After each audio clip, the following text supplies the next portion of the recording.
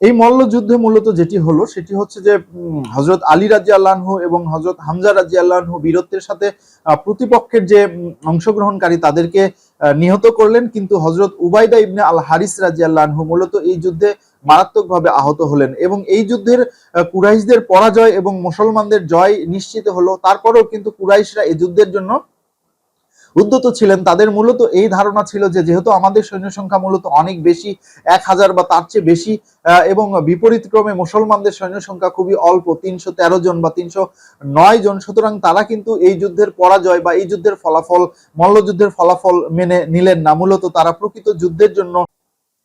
আসসালামু আলাইকুম, সবাইকে স্বাগত জানাচ্ছি। আমরা গত কয়েকটি পর্বে মূলত যুদ্ধের প্রেক্ষাপট বা কেন মুশরিক এবং মুসলমানদের মধ্যে যুদ্ধ অনিবার্য রূপে দেখা দিল সেই বিষয়গুলো নিয়ে আলোচনা করেছি এবং পাশাপাশি বদর যুদ্ধের যে প্রেক্ষাপট বা বদর যুদ্ধ কি কারণে, একটি কোন ঘটনাকে কেন্দ্র করে ত্বরান্বিত হয়েছিল সেই বিষয় নিয়ে আলোকপাত করেছিলাম। এখন বলবো বদর যুদ্ধটা কিভাবে সংগঠিত হলো এবং এই বদর যুদ্ধের ফলাফলটা আসলে কি, এবং বদর যুদ্ধ পরবর্তী মক্কা এবং মদিনার মুশরিক এবং মুসলমানদের সামাজিক প্রেক্ষাপট কিভাবে পরিবর্তিত হচ্ছিল সেই বিষয় নিয়ে আমরা মূলত আজকের আলোচনা করব। সবাই শেষ পর্যন্ত দেখুন, আশা করি আপনারা ইতিহাস সম্পর্কে ভালো জানতে পারবেন, রাসূল সাল্লাল্লাহু আলাইহি ওয়াসাল্লামের জীবনী সম্পর্কে একটা ভালো ধারণা আপনাদের হবে। আমরা প্রথমেই বলি, মহানবী সাল্লাল্লাহু আলাইহি ওয়াসাল্লাম মূলত মক্কার গামী যে কাফেলা, অর্থাৎ আবু সুফিয়ানের নেতৃত্বে যে কাফেলাটি মক্কার দিকে যাচ্ছিল, তিনি মূলত সেই কাফেলাকে পথ রোধ করে তাদের সম্পদ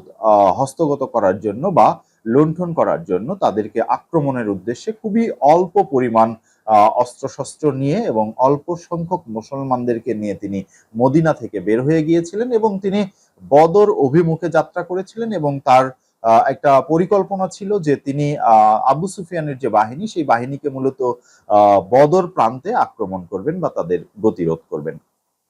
কিন্তু ফলাফল যখন অন্যভাবে দেখা দিল, অর্থাৎ মক্কার মুশরিকরা যখন অলরেডি প্রস্তুতি নিয়ে আবু জেহেলের নেতৃত্বে মক্কা থেকে মদিনার অভিমুখে যাত্রা করেছেন, তখন রাসূল সাল্লাল্লাহু আলাইহি ওয়াসাল্লাম সাহাবীদের সাথে পরামর্শ করলেন। আনসার এবং মুহাজির উভয় দল যখন মুহাম্মদ সাল্লাল্লাহু আলাইহি ওয়াসাল্লামকে সর্বসম্মতভাবে যুদ্ধের জন্য অনুমতি প্রদান করলেন বা যুদ্ধের জন্য তাদের সিদ্ধান্তের ব্যাপারে জানালেন, তখনও কিন্তু রাসূল সাল্লাল্লাহু আলাইহি ওয়াসাল্লাম যুদ্ধের ব্যাপারে একমত ছিলেন না। তিনি চাচ্ছিলেন কোনোভাবেই মুশরিকদের সাথে বা মক্কার কুরাইশদের সাথে যেন যুদ্ধ এড়িয়ে যাওয়া যায় বা যুদ্ধকে যেন কোনোভাবে স্থগিত করা যায়, সেই চেষ্টা কিন্তু তিনি সর্বতোভাবে করে গেছেন। তিনি কি করেছেন, মুহাম্মদ সাল্লাল্লাহু আলাইহি ওয়াসাল্লাম যখন বুঝতে পারলেন যে আসলে আবু সুফিয়ানের বাণিজ্য কাফেলা তাদের নিয়ন্ত্রণের বাইরে চলে গেছে, অর্থাৎ তাদের যে গতিরোধ বা পথ রোধ করার কথা ছিল, আর সেই মুহূর্তে আবু সুফিয়ান এটা বুঝতে পেরে তার পথ চেঞ্জ করে অন্য পথে মক্কার দিকে যাত্রা শুরু করেছেন, তখন রাসূল সাল্লাল্লাহু আলাইহি ওয়াসাল্লাম আরেকটি বিষয়ে উদ্বিগ্ন হলেন যে ইতিমধ্যে মক্কার কুরাইশরা কিন্তু ১,০০০ বা ১,০০০-এর বেশি সৈন্য নিয়ে, সশস্ত্র সৈন্য নিয়ে মদিনার অভিমুখে যাত্রা করেছে এবং তারা বদরের দিকে পৌঁছে গেছে বা বদরের কাছাকাছি চলে এসেছে। তখন রাসূল সাল্লাল্লাহু আলাইহি ওয়াসাল্লাম চিন্তা করলেন কিভাবে এই যুদ্ধকে থামানো যায় এবং তারই প্রেক্ষিতে তিনি হযরত ওমর রাদিয়াল্লাহু আনহুকে তাদের নিকট দূত হিসাবে প্রেরণ করলেন এবং তিনি এই প্রস্তাব করলেন যে তারা যদি যুদ্ধ থামায় তাহলে সেই ক্ষেত্রে তিনি হযরত ওমর রাদিয়াল্লাহু আনহুকে মদিনায় থেকে মক্কায় পাঠাবেন, অর্থাৎ তিনি কিন্তু মুশরিকদের সাথে মদিনায় ত্যাগ করে মক্কায় গিয়ে বসবাস করবেন। কিন্তু এর পরিপ্রেক্ষিতে মুশরিকদের যে মতামত বা সিদ্ধান্ত ছিল সেটা কিন্তু এরকম ছিল না। মুশরিকদের মধ্যে দুটি দল ছিল। একটি দল চাচ্ছিল তারা কোনোভাবেই যুদ্ধে না জড়াক বা যুদ্ধের সাথে সংযুক্ত না হোক। অন্য আরেকটি দল ছিল যারা জেহেল আবু জেহেলের নেতৃত্বে কিন্তু উদ্বুদ্ধ হয়েছিল এবং তারা চাচ্ছিল কোনোভাবে মুসলমানদেরকে এই সুযোগে, যেখানে মুসলমানদের সৈন্য সংখ্যা খুবই অল্প, ৩০৯ জন অথবা ৩১৩ জন, সেই মুহূর্তে তাদের ১,০০০ বা তার চেয়ে বেশি সৈন্য নিয়ে যদি মুসলমানদের আক্রমণ করা যায় তাহলে মুসলমানদের সমূলে উৎপাদন করা যাবে বা সমূলে ধ্বংস করা যাবে, এই পরিকল্পনা বা এই ফন্দি কিন্তু তাদের মধ্যে ছিল। তারপরেও মক্কার যে মুশরিকরা যুদ্ধের বিপক্ষে ছিলেন, তাদের মধ্যে একজন বিশিষ্ট নেতা, তিনি হচ্ছে উতবা। তিনি কিন্তু কুরাইশদের এ প্রস্তাব করেছিলেন যে যে যুদ্ধ সংগঠিত হয়েছে নিষিদ্ধ মাসে, অর্থাৎ যেই মক্কার যে অধিবাসী যাকে আক্রমণ করে নিহত করা হয়েছে নিষিদ্ধ মাসে, তার রক্তমূল্য তিনি নিজ দায়িত্বে পরিশোধ করবেন। কিন্তু তারপরেও তার এই প্রস্তাব কিন্তু তারা প্রত্যাখ্যান করেছে। যেখানে হযরত ওমর রাদিয়াল্লাহু আনহু মক্কায় ফিরে যাওয়ার কথা ছিল, সেই প্রস্তাবও তারা প্রত্যাখ্যান করে যুদ্ধের জন্য সর্বতোভাবে অগ্রসর হওয়ার জন্য সিদ্ধান্ত গ্রহণ করেছে। যখন মহানবী সাল্লাল্লাহু আলাইহি ওয়াসাল্লাম বুঝতে পারলেন যে আসলে যুদ্ধ অনিবার্য, এই যুদ্ধকে কোনোভাবেই ঠেকানো সম্ভব নয়, তখন তিনি আল্লাহ রাব্বুল আলামিনের কাছে কিন্তু প্রার্থনা শুরু করলেন যেন যে কোনো মূল্যেই আল্লাহ মুসলমানদের বিজয় দান করেন। এবং রাসূল সাল্লাল্লাহু আলাইহি ওয়াসাল্লাম এটি আগের থেকেই জানতেন যে মুসলমানদের জয় অনিবার্য, কারণ আল্লাহ রাব্বুল আলামিন তাকে কিন্তু ওহির মাধ্যমে বিভিন্ন সময় বা স্বপ্ন যুগে বিভিন্ন সময় এই যুদ্ধের ফলাফল জানিয়ে দিয়েছেন। তখন রাসূল সাল্লাল্লাহু আলাইহি ওয়াসাল্লাম তারপরেও সেই প্রতিশ্রুতি পূর্ণ করার জন্য মূলত স্রষ্টার কাছে প্রার্থনা শুরু করলেন এবং রাসূল সাল্লাল্লাহু আলাইহি ওয়াসাল্লাম ঘোষণা করলেন সেই সত্তার কসম যার হাতে মুহাম্মদ সাল্লাল্লাহু আলাইহি ওয়াসাল্লামের প্রাণ আজ কাউকে হত্যা করা হবে না। অর্থাৎ যে কেউ আজকের এই যুদ্ধে প্রাণ হারাবে তারা মূলত হত্যা বা নিহত হবে না, তারা মূলত স্রষ্টার কাছে এক মহা পুরস্কার পাবেন। তাদের পুরস্কারটা কি হবে সেই ব্যাপারে মুহাম্মদ সাল্লাল্লাহু আলাইহি ওয়াসাল্লাম বলেছেন, যে ব্যক্তি পুরস্কারের দৃঢ় আশায় লড়াই করবে এবং সামনে এগিয়ে যাবে এবং পিছু হটবে না, আল্লাহ রাব্বুল আলামিন তাকে সরাসরি জান্নাতে প্রবেশ করাবেন। অর্থাৎ যারা আজকের যুদ্ধে নিহত হবে তারা মূলত এখান থেকে সরাসরি জান্নাতে প্রবেশ করবেন, তাদের একটি গন্তব্য, তারা জান্নাতে পৌঁছাবেন। রাসূল সাল্লাল্লাহু আলাইহি ওয়াসাল্লাম দীর্ঘ সময় সেজদায় পড়ে থাকলেন এবং রব্বুল আলামিনের কাছে দোয়া বা প্রার্থনা করতে থাকলেন এবং সেই দোয়া বা প্রার্থনা প্রলম্বিত হচ্ছিল বা দীর্ঘায়িত হচ্ছিল। এটা দেখে বিশিষ্ট সাহাবা হযরত আবু বকর রাদিয়াল্লাহু আনহু রাসূল সাল্লাল্লাহু আলাইহি ওয়াসাল্লামকে থামানোর চেষ্টা করলেন এবং তাকে সেজদা হতে মাথা উত্তোলনের জন্য বিনীত অনুরোধ করলেন। তিনি মূলত এই কথা বুঝাতে চাচ্ছিলেন রাসূল সাল্লাল্লাহু আলাইহি ওয়াসাল্লামকে সান্ত্বনা দিয়ে যে আল্লাহ কখনোই আপনাকে ছেড়ে যাবেন না, আল্লাহ সব সময়ই আপনার পাশে আছেন। তখন এই সময়টা ছিল হচ্ছে হিজরি দ্বিতীয় সাল, অর্থাৎ ৬২৪ সাল এবং হিজরি দ্বিতীয় বর্ষ ১৭ই রমজান, যেটা ছিল রমজান মাসের সময়। এবং ইতিমধ্যে মুসলমানদের উপর কিন্তু রোজা ফরজ হয়েছিল এবং মুসলমানরা তখন রোজা অবস্থায় কিন্তু বদর প্রান্তে পৌঁছিয়েছিলেন। তখন যুদ্ধ অবস্থা যেহেতু সংগঠিত হতে যাচ্ছে বা যুদ্ধ অনিবার্য রূপে দেখা দিয়েছে, তখন রাসূল সাল্লাল্লাহু আলাইহি ওয়াসাল্লাম মুসলমানদের কষ্ট লাঘব করার জন্য এবং যুদ্ধের ময়দানে মুসলমানরা যেন কোনোভাবেই দুর্বল হয়ে না পড়ে, সেই জন্য মূলত মুসলমানদের তিনি উদ্দেশ্য করে বললেন যে সফরে থাকার সময় রোজা বাধ্যতামূলক নয়, তোমরা যে কেউ রোজা সফরে থাকাকালীন সময় রোজা ভঙ্গ করতে পারো এবং সফরে থাকাকালীন রোজার মধ্যে মূলত কোনো কল্যাণ নেই। আল্লাহ তোমাদের যে অনুমতি দিয়েছে, অর্থাৎ সফরে কালীন সময়ে রুকসা বা রোজা ভঙ্গের যে অনুমতি দিয়েছে, তোমরা সেটি অবশ্যই সদ্ব্যবহার করবে এবং এই সুযোগ গ্রহণ করবে। এই বলে রাসূল সাল্লাল্লাহু আলাইহি ওয়াসাল্লাম নিজে প্রথমে রোজা ভঙ্গ করে অন্যান্য মুসলমানদের কিন্তু রোজা ভঙ্গের জন্য উৎসাহিত করলেন এবং সকলে রোজা ভঙ্গ করে রাসূল সাল্লাল্লাহু আলাইহি ওয়াসাল্লামের সাথে যুদ্ধের জন্য প্রস্তুতি নিলেন। এবং রাসূল সাল্লাল্লাহু আলাইহি ওয়াসাল্লাম রোজা ভেঙে কিন্তু মুসলমানদের একটি বিশেষ নসিহত করলেন যে জীবনকে সহজ করো, কঠিন করো না, সুসংবাদ দাও কিন্তু বীতশ্রদ্ধ হইও না। এই ছিল রাসূল সাল্লাল্লাহু আলাইহি ওয়াসাল্লামের মুসলমানদের ব্যাপারে নসিহা এবং ইসলামের জীবন আদর্শ, যেখানে ইসলাম কখনোই কিন্তু কোনো কিছুকে কঠিন বা কঠোর করতে চায়নি বা মুসলমানদের জন্য সর্বোচ্চ সুযোগ বা সুবিধা এবং দিনকে সহজ করার জন্য রাসূল সাল্লাল্লাহু আলাইহি ওয়াসাল্লাম বিভিন্ন সময় মুসলমানদের কিন্তু এই সুসংবাদগুলো দিয়েছেন। যাই হোক, বদর যুদ্ধের যে সূচনা সেটি মূলত হলো আরবের চিরাচরিত যে প্রথা মল্লযুদ্ধের মাধ্যমে, অর্থাৎ মল্লযুদ্ধ মূলত উভয় পক্ষের একজন করে যোদ্ধা একে অপরের সাথে যুদ্ধ করবে এবং সেই যুদ্ধের পরাজয় এবং জয় দ্বারা অনেক সময় জয় পরাজয় নির্ধারিত হয় এবং তারা মূলত কি করে যে এই জয় পরাজয়কে কখনো কখনো মেনে নেয় এবং যদি সেটা কখনো কখনো তাদের মনোপুত না হয় তাহলে সেই ক্ষেত্রে তারা প্রকৃত যুদ্ধে বা সর্বতোভাবে সম্মিলিতভাবে যুদ্ধে আক্রমণ করার জন্য প্রস্তুত হয়। তো এই যুদ্ধ শুরু হয়েছিল মূলত মল্ল যুদ্ধের মাধ্যমে, যে যুদ্ধে মূলত মুসলমানদের পক্ষে অংশ নিয়েছিলেন হযরত হামজা রাদিয়াল্লাহু আনহু, হযরত আলী রাদিয়াল্লাহু আনহু এবং উবাইদা ইবনে আল হারিস রাদিয়াল্লাহু আনহু। এই মল্লযুদ্ধে মূলত যেটি হলো সেটি হচ্ছে যে হযরত আলী রাদিয়াল্লাহু আনহু এবং হযরত হামজা রাদিয়াল্লাহু আনহু বীরত্বের সাথে প্রতিপক্ষের যে অংশগ্রহণকারী তাদেরকে নিহত করলেন, কিন্তু হযরত উবাইদা ইবনে আল হারিস রাদিয়াল্লাহু আনহু মূলত এই যুদ্ধে মারাত্মকভাবে আহত হলেন। এবং এই যুদ্ধের কুরাইশদের পরাজয় এবং মুসলমানদের জয় নিশ্চিত হলো। তারপরেও কিন্তু কুরাইশরা এই যুদ্ধের জন্য উদ্যত ছিলেন। তাদের মূলত এই ধারণা ছিল যে যেহেতু আমাদের সৈন্য সংখ্যা মূলত অনেক বেশি, 1000 বা তার চেয়ে বেশি, এবং বিপরীত ক্রমে মুসলমানদের সৈন্য সংখ্যা খুবই অল্প, 313 জন বা 309 জন, সুতরাং তারা কিন্তু এই যুদ্ধের পরাজয় বা এই যুদ্ধের ফলাফল, মল্লযুদ্ধের ফলাফল মেনে নিলেন না। মূলত তারা প্রকৃত যুদ্ধের জন্য প্রস্তুতি গ্রহণ করলেন এবং তারা যুদ্ধে অবতীর্ণ হলেন।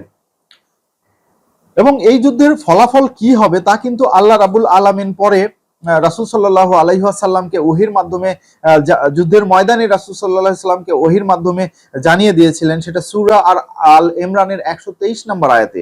দেখুন, সেখানে মূলত আল্লাহ রাব্বুল আলামিন যেটা বলেছিলেন সেটা হচ্ছে, আর অবশ্যই আল্লাহ তোমাদের বদরে সাহায্য করেছেন, অথচ তোমরা ছিলে দুর্বল, কারণ তোমাদের সংখ্যা ছিল মাত্র 313 জন, বিপরীত ক্রমে মুশরিকদের সংখ্যা ছিল 1000 বা তার চেয়ে বেশি। কাজেই আল্লাহকে ভয় করতে থাকো যাতে তোমরা কৃতজ্ঞ হতে পারো। এই যুদ্ধের ফলাফল যেটা হলো যে মুশরিকরা ব্যাপকভাবে পরাজিত হলো এবং মুসলমানরা জয় লাভ করলো। এবং এই যুদ্ধে মূলত 14 জন সাহাবী তারা শাহাদত বরণ করলেন এবং মক্কার কুরাইশ বাহিনীর 70-এর বেশি লোক নিহত হলো। এবং এই যুদ্ধে ইসলামের চিরশত্রু আবু জেহেল কিন্তু নিহত হয়েছিলেন। এবং এই যুদ্ধে 70 জন মুশরিক তারা মুসলমানদের দ্বারা বন্দী হয়েছিল, যারা রাসূল, এর মধ্যে রাসূল সাল্লাল্লাহু আলাইহি ওয়াসাল্লামের চাচা আব্বাস কিন্তু ছিলেন। যখন আব্বাস রাদিয়াল্লাহু আনহু ইসলাম গ্রহণ করেন তার পূর্বে তিনি কিন্তু বদরের যুদ্ধে মুশরিকদের হয়ে অংশগ্রহণ করেছিলেন। এবং এই যে যুদ্ধ, এই যুদ্ধের সকল ফলাফল কিন্তু মক্কা এবং তার আশেপাশের যে গোত্রগুলো ছিল সেগুলোতে পৌঁছে গেল, পাশাপাশি মদিনা এবং আশেপাশের যে গোত্রগুলো ছিল সেখানেও পৌঁছে গেল।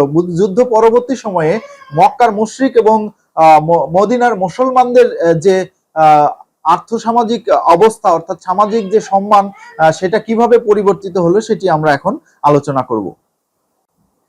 যুদ্ধে যেহেতু মুসলমানরা জয়লাভ করলো এবং মুশরিকরা ব্যাপকভাবে ক্ষতিগ্রস্ত হলো এবং পরাজিত হয়ে তারা মক্কায় ফিরে গেল, এবং মক্কার তৎকালীন সময়ে যে মুশরিকরা ছিল তারা কিন্তু এই পরাজয় খুব সহসাই মেনে নেওয়ার জন্য প্রস্তুত ছিল না, এবং তারা ব্যাপকভাবে অপমান বোধ করলো এবং তারা এর চরম প্রতিশোধ নেওয়ার জন্য কিন্তু প্রস্তুতি গ্রহণ করা শুরু করলো। এই যুদ্ধে একজন বিশিষ্ট মুশরিক মহিলা, যিনি হিন্দা ছিলেন, হিন্দা পরবর্তীতে যদিও ইসলাম গ্রহণ করেছিলেন, সেই হিন্দা কিন্তু একটি শপথ গ্রহণ করলেন, যেহেতু এই যুদ্ধে তার বাবা, তার চাচা এবং তার ভাই নিহত হয়েছিলেন এবং তার বাবা এবং চাচাকে সরাসরি হত্যা করেছিলেন হযরত হামজা রাদিয়াল্লাহু আনহু, তাই তিনি হযরত হামজা রাদিয়াল্লাহু আনহুর রক্ত পান করার কিন্তু শপথ গ্রহণ করেছিলেন। এবং কুরাইশরা যেহেতু পরাজিত হয়েছে তাই তারা কালক্ষেপণ না করে কিন্তু ব্যাপকভাবে তাদের আশেপাশের যে গোত্রগুলো ছিল তাদের সাথে সামষ্টিকভাবে সম্মিলিত বাহিনী গঠন করার জন্য বিভিন্নভাবে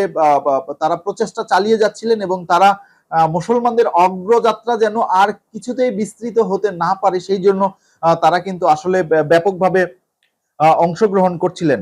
এই যুদ্ধে শারীরিক অবস্থা খারাপ থাকার কারণে আবু লাহাব কিন্তু অংশগ্রহণ করতে পারেননি। এবং আবু লাহাব যেহেতু অসুস্থ ছিলেন এবং তিনি মক্কায় অবস্থান করছিলেন, তাই তিনি সর্বপ্রথম এই তথ্যটা পেলেন যে মুশরিকরা, অর্থাৎ মক্কার কাফিররা ব্যাপকভাবে পরাজিত হয়েছে, তাদের 70 জন সৈন্য নিহত হয়েছে, 70 জন সৈন্য মুসলমানদের দ্বারা আটক হয়েছে এবং তারা এই যুদ্ধের এই অপমান নিয়ে কিন্তু মক্কায় ফিরে এসেছে। এই ঘটনা তিনি মূলত যার কাছে শুনতে পেলেন তিনি হচ্ছে আবু সুফিয়ান। কেউ কেউ বলেন এই ঘটনা তিনি মূলত মুগিরা ইবনে আল হারিসের কাছ থেকে শুনেছেন। যাই হোক না কেন, এই ঘটনা শুনে কিন্তু তিনি ব্যাপক ক্রোধান্বিত হলেন এবং তার এই ক্রোধ তিনি সংবরণ করতে পারলেন না। এই ক্রোধের সময় তার কাছে তারই একজন দাসী উপস্থিত ছিলেন, যিনি কিনা গোপনে ইসলাম গ্রহণ করেছেন এবং তিনিও এই সংবাদটি শুনছিলেন, এবং তার এই সংবাদ কানে পৌঁছা মাত্র তিনি কিন্তু তার এই ইসলাম গ্রহণের যে গোপনীয়তা সেটাকে আর রক্ষা করতে পারলেন না, বরং তিনি উদ্বেলিত হলেন এবং তার ইসলাম গ্রহণের কথাটা প্রকাশ হয়ে গেল। এবং এই ঘটনার প্রেক্ষিতে কিন্তু আবু লাহাব কিন্তু ব্যাপকভাবে আসলে রাগান্বিত হলেন এবং তিনি এই ক্রোধ সংবরণ করতে না পেরে তিনি তার এই দাসীকে কিন্তু ব্যাপকভাবে প্রহার করা শুরু করলেন। এবং এই দাসীকে যখন প্রহার করছিলেন সেই সময় আবার সেখানে আবু লাহাবের শালিকা এবং আব্বাস, যিনি পরবর্তীতে ইসলাম গ্রহণ করেছিলেন, তার স্ত্রী উম্মুল ফজলও ইসলাম গ্রহণ করেছিলেন গোপনে, এবং তিনি এই ঘটনা, অর্থাৎ আবু লাহাব যে তার দাসীকে প্রহার করছেন, এটি দেখে কিন্তু এটিকে সংবরণ করতে না পেরে তিনি দাসীর সাহায্যার্থে আবু লাহাবকে ব্যাপক জোরে ধাক্কা মারেন এবং আবু লাহাব তাঁবুর একটি খুঁটির সাথে আঘাতপ্রাপ্ত হন এবং এই আঘাতটা পরবর্তীতে এত মারাত্মক রূপ নেয় যে তিনি আসলে তার এই আঘাতের যে জখম সেটি তার সারা শরীরে আসলে ছড়িয়ে পড়ে এবং এই জখমের কারণেই কিন্তু আবু লাহাবের মৃত্যু হয় এবং এই ঘটনা কিন্তু রাসূল সাল্লাল্লাহু আলাইহি ওয়াসাল্লামকে সূরা লাহাবের দ্বারা আগেই জানানো হয়েছিল। আবু লাহাবের কি পরিণতি হবে, আবু লাহাবের স্ত্রীর কি পরিণত হবে। আবু লাহাব এবং আবু লাহাবের স্ত্রী তারা কিন্তু শুরু থেকে শেষ পর্যন্ত রাসূল সাল্লাল্লাহু আলাইহি ওয়াসাল্লামের বিরোধিতা করে যাচ্ছিলেন এবং ইসলামের জন্য ব্যাপক হুমকি স্বরূপ ছিলেন এবং ইসলামের ব্যাপক ক্ষতির জন্য তারা সর্বতোভাবে আত্মনিয়োগ করেছিলেন। যাই হোক, অন্যদিকে মুসলমানরা যখন মদিনায় ফিরে গেলেন তাদের সাথে কিন্তু ৭০ জন যুদ্ধবন্দী ছিল। তাদের এই যুদ্ধবন্দীদের ব্যাপারে কি সিদ্ধান্ত নেবেন রাসূল সাল্লাল্লাহু আলাইহি ওয়াসাল্লাম, এ ব্যাপারে তিনি প্রথমে হযরত ওমর রাদিয়াল্লাহু আনহুর সাথে কথাবার্তা বললেন। তখন ওমর রাদিয়াল্লাহু আনহু বললেন তাদেরকে সমূলে ধ্বংস করা হোক, অর্থাৎ তাদেরকে হত্যা করা হোক, যেহেতু তারা ইসলামের শত্রু তাদেরকে হত্যা করা যেতে পারে। কিন্তু রাসূল সাল্লাল্লাহু আলাইহি ওয়াসাল্লাম পুনর্বার আবু বকর রাদিয়াল্লাহু আনহুর সাথে পরামর্শ করলেন এবং আবু বকর রাদিয়াল্লাহু আনহু রাসূল সাল্লাল্লাহু আলাইহি ওয়াসাল্লামকে ভিন্ন পরামর্শ দিলেন। তিনি মূলত বললেন যে তাদেরকে হত্যা না করে তাদের জীবনের বিনিময়ে যদি মুক্তিপণ গ্রহণ করা যায় তাহলে সেটি আমাদের জন্য আর্থিকভাবে লাভবান হওয়ার একটি কারণ হয়। তখন রাসূল সাল্লাল্লাহু আলাইহি ওয়াসাল্লাম আবু বকরের সিদ্ধান্তকে গ্রহণ করলেন এবং তিনি মাত্র 2 জন ব্যতীত বাকি সবাইকে কিন্তু আসলে মুক্তিপণের বিনিময়ে ছেড়ে দেওয়ার সিদ্ধান্ত গ্রহণ করলেন এবং যাদের আত্মীয় স্বজন মক্কায় ছিল, যারা অর্থবিত্তশালী ছিল, তাদেরকে কিন্তু অর্থের বিনিময়ে তাদের আত্মীয় স্বজন মুক্তি দিয়ে নিয়ে গেল এবং অন্যদিকে যেটা হলো সেটা হচ্ছে যে যারা আর্থিকভাবে দুর্বল তাদেরকে কিন্তু ভিন্ন উপায়ে রাসূল সাল্লাল্লাহু আলাইহি ওয়াসাল্লাম তাদের উপর রহম করলেন এবং তাদেরকে ক্ষমা করার সিদ্ধান্ত নিলেন। তাদের মধ্যে যারা শিক্ষিত ছিল তাদেরকে শর্ত দেওয়া হলো যে তারা অন্তত মদিনার 10 জন শিশুকে যদি শিক্ষিত করতে পারেন তাহলে এই শিক্ষা প্রদানের বিনিময়ে তাদেরকে কিন্তু আসলে মদিনা থেকে মক্কায় ফিরে যাওয়ার সিদ্ধান্ত দেওয়া হবে বা ফিরে যেতে দেওয়া হবে। অর্থাৎ এই ঘটনা থেকে জানা যায় যে রাসূল সাল্লাল্লাহু আলাইহি সাল্লাম কতটা শিক্ষা অনুরাগী ছিলেন, অর্থাৎ শিক্ষার ব্যাপারে রাসূল সাল্লাল্লাহু আলাইহি ওয়াসাল্লামের কতটা আগ্রহ ছিল এবং তিনি কিন্তু আসলে মুশরিকদের দ্বারাই মুসলমানদের শিক্ষা গ্রহণের জন্য এই উদ্যোগ গ্রহণ করেছিলেন, যেখানে তাদের মুশরিকদের বিনিময় হবে যে তারা তাদের জীবন ভিক্ষা পাবে, অর্থাৎ তারা মুক্তিপণ হিসাবে 10 জন শিশুকে শিক্ষা প্রদান করবে এবং তারপরে তাদের শিক্ষা সম্পন্ন হলে তারা কিন্তু মদিনা থেকে মক্কায় ফিরে যেতে হবে। এই ছিল তৎকালীন যুদ্ধের ফলাফল। কিন্তু তারপরেও আরো কিছু ঘটনা ধারাবাহিকভাবে ঘটতে শুরু করলো, সেগুলো আমরা পরে আলোচনা করব। ধন্যবাদ, সবাই ভালো থাকবেন। আসসালামু আলাইকুম।